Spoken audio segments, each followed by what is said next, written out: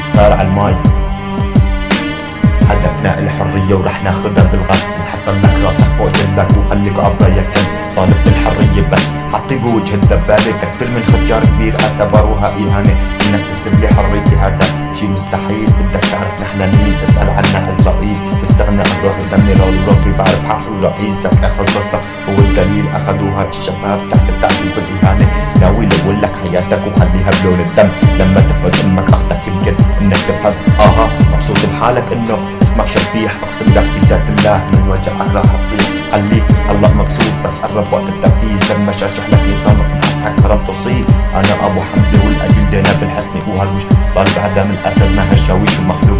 بتفكرونا عاجزين، نحن مصممين للحرية طالبين. رافعين الرأس ماشيين معارض سوري فيني غير عالدين. مستمد القوة كلها أنا من صلاح الدين. سمتونا جراثيم طيب مو مختلفين. جرثومة يا ابن الكلب تاسع الأسديين. ورب العزة مستعد أحكي اسم الثلاثي لولا خوفي على أهلي ناسي أحبابي وأصحابي. حتى لو شلتوا حنجرتي في مليون شخص بدالي حاملين نفس الرسالة وعم يحكوا بالصوت العالي. لالي لالي لالي معارض سوري حر أنا يالي يالي. هدفي الأساسي هو إسقاط هالنظام الفاشل. نصفيكن واحد واحد مصيركن نفس القذافي.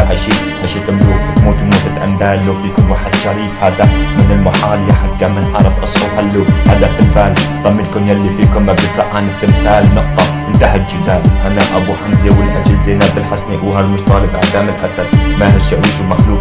بتفكرونا عاجزين، نحن مصممين للحرية قلبين. رافعين الرأس ماشيين رافعين الرأس. مستر مايك.